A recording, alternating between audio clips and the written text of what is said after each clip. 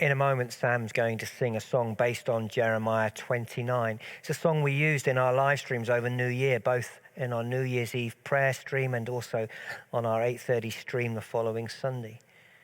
It's a very powerful song that's based on some familiar words from Jeremiah chapter 29, verse 11. For I know the plans I have for you, declares the Lord. He's speaking to Jeremiah, who's in a place of despair, where he feels abandoned by God. The people are in exile. Things have gone wrong.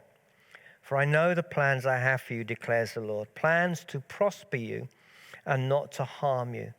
Plans to give you hope and a future. I don't believe that God had planned that Jeremiah would be in that predicament. When he first called the people of God, he didn't say, I tell you what I'm going to do halfway through your history. I'm going to make sure that you end up losing the promised land and ending up in exile. No, I don't think that's what God planned. Through our own foolishness and our own rebellion, we find ourselves in difficult places. Through the brokenness of the world and the sin of others, we find ourselves in difficult places. And like Jeremiah, we may feel, well, has God abandoned me? But God's word to Jeremiah is the same word for us, that even in the midst of brokenness and seeming failure, there are new plans for us that are good, that give us a hope and a future, that we are not lost or abandoned or given up on. And those plans, he invites us to accept. He gives us the freedom to reject them, but he invites us to accept them. The words that Sam's going to sing say, your plans are still to prosper. You have not forgotten us. You are with us in the fire and the flood. You are faithful forever, perfect in love. We may still be attacked by a fire or a flood. We may still be in the midst of the storm. That won't be what God had planned for us, but his plans for us will prevail. They will overcome, and they're good. His purposes for our life, when we offer our lives to him, will triumph. We will come through. We will overcome when we choose to give him control. Not everything is planned, but we can trust his plans to redeem and restore and to mend what has afflicted us or what has troubled us.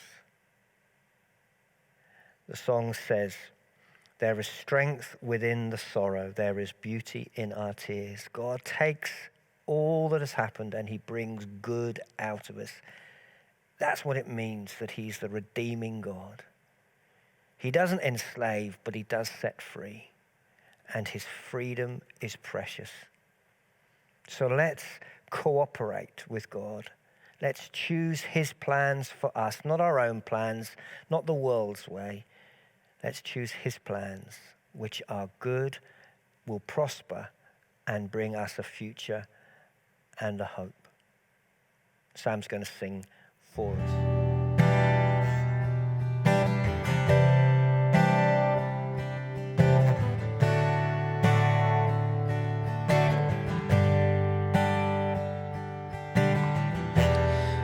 Strength within the sorrow.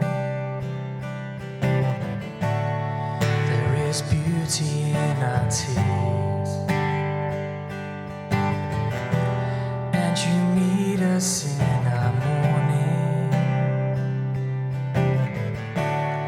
with a love that casts out fear. You are working in our waiting, sanctifying us when beyond our understanding, you're teaching us to trust. Your plans are still to prosper. You've not forgotten us. You're with us in the fire and the flood.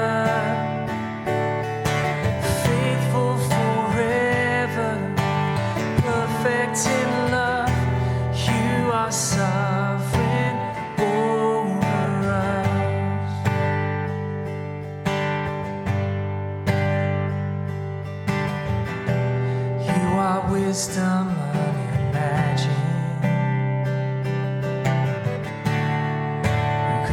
understand your ways. Reigning high above the heavens, reaching down in endless grace. You're the lifter of the lowly, compassionate and kind. You surround and you uphold me,